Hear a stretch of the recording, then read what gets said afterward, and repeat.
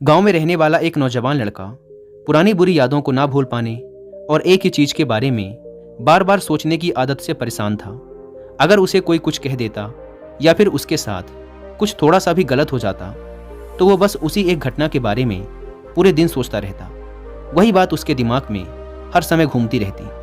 फिर वो या तो अपने साथ हुई किसी बुरी घटना के लिए अपनी किस्मत और भगवान को कोसता रहता या फिर अपने मन में उस इंसान से बदला लेने के ख्याली पुलाव बनाता रहता जिसने उसे कुछ कह दिया था या उसके साथ कुछ गलत किया था। अपने इस ज़्यादा सोचने की आदत की वजह से ना तो लोगों के साथ उसके अच्छे रिश्ते थे और ना ही वह किसी काम को अच्छे से कर पाता था। वह हर समय तनाव व मानसिक अशांति की स्थिति में रहता।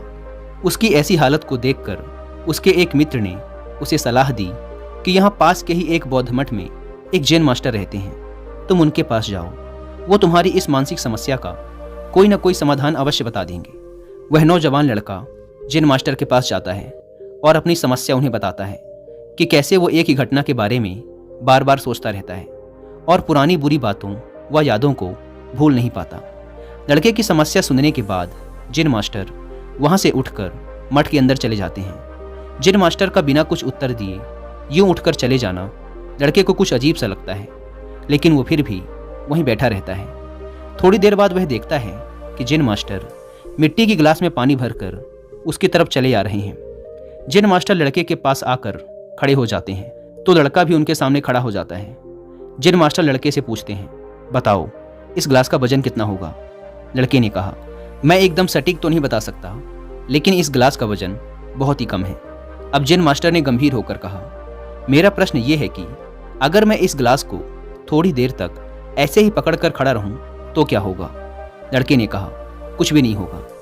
जैन मास्टर ने फिर पूछा, अगर मैं इस गिलास को इसी तरह 1 घंटे तक पकड़ कर रखूं तो क्या होगा? आपके हाथ में दर्द होना शुरू हो जाएगा। लड़के ने कहा। जैन मास्टर ने फिर प्रश्न किया, अगर मैं इस गिलास को ठीक इसी तरह पूरे दिन पकड़ कर रखूं तब क्या होगा? आपके हाथ में बहुत ही भयंकर दर्द होना शुरू हो जाएगा। आपका हाथ सुन्न भी हो सकता है, आपके मांसपेशियों में भारी तनाव आ सकता है और यहाँ तक कि आपके हाथ को लकवा भी मार सकता है। लड़के ने गंभीर शब्दों में कहा। जैन मास्टर ने कहा, बहुत बढ़िया, लेकिन क्या इस दौरान ग्लास का वजन बदला? लड़के ने कहा, नहीं, वजन तो नहीं बढ़ा। तब भला हाथ में दर्द और मांसपेशियों में तनाव क्यों आया? जैन मास्टर ने पूछा।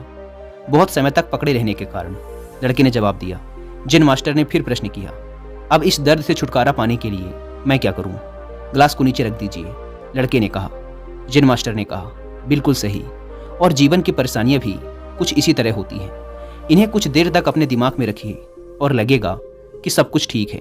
उनके बारे में ज़्यादा देर तक सोचिए और आपको पीड़ा होने लग जाएगी, और इन्हें और भी देर तक अपने दिमाग में रखिए, फिर ये आपको अशांत व पागल करने लग जाएंगी और आप कुछ भी नहीं कर पाएंगे।